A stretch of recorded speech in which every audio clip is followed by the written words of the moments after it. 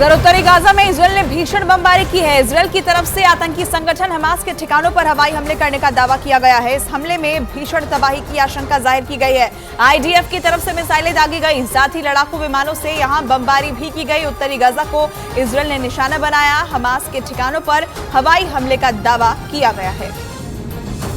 IDF की तरफ से वहां पर मिसाइलें दागी गई हैं, लड़ाकू विमानों से बमबारी भी की गई है, जिसकी कुछ तस्वीरें सामने आई है। गाजा में हर तरफ इस वक्त बमबारी और तबाही की तस्वीरें दिखाई दे रही हैं और उत्तरी गाजा में सबसे ज्यादा हमले किए गए हैं। हमास के ठिकानों को चुन चुन कर निशाना बनाया जा रहा है और आईडीएफ की तरफ से वहां पर एक बार फिर मिसाइलें दागी गई, लड़ाकू विमानों से वहां पर बमबारी भी की गई।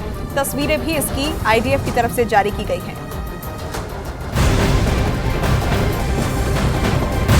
हमास और इजरायल युद्ध में इस वक्त एक और बड़ी खबर सामने आ रही है। हमास का दावा है कि युद्ध में अब तक 55 मस्जिद तबाह हो चुके हैं, जबकि 3 चर्च भी बर्बाद हुए हैं। लगातार आंकड़े जारी किए जा रहे हैं। कई इमारतों को नुकसान पहुंचने का दावा तो है ही, लेकिन आतंकी संगठन हमास ने इस बीच ये भी बड़ा दावा किया है कि युद्ध में गाजा में अब तक 55 मस्जिद तबाह किए जा चुके हैं।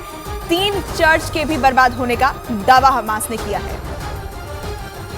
इजरायल और हमास के बीच छिड़ी जंग के बीच अमेरिका के विदेश मंत्री एंथनी ब्लिंकन दूसरी बार जॉर्डन के दौरे पर पहुंचे। वहां उन्होंने अरब देशों के नेताओं से मुलाकात की और मुलाकात के दौरान अरब देशों के नेताओं ने गाजा पर इजरायल के हमलों को तुरंत रोकने की मांग की। अमेरिका के विदेश मंत्री एंथनी ब्लिंकन से जॉर्डन और मिस्र के विदेश मंत्री ने युद्ध विराम की बात की। इसके साथ ही बताया कि हमलों में हजारों बेगुनाह लोगों की मौत को किसी भी कीमत पर उचित नहीं ठहराया जा सकता है, लेकिन अमेरिका के राजनयिकों के मुताबिक गाजा पर कार्रवाई को रोकने से फिर से हमास के लड़ाके इजरायल के खिलाफ कोई बड़ी प्लानिंग कर सकते हैं। हालांकि अमेरिका के ही अधिकारियों का मानना है कि अरब देशों का समर्थन गाजा में बिगड़ते हालात को संभालने की कोशिशों के लिए अहम होगा।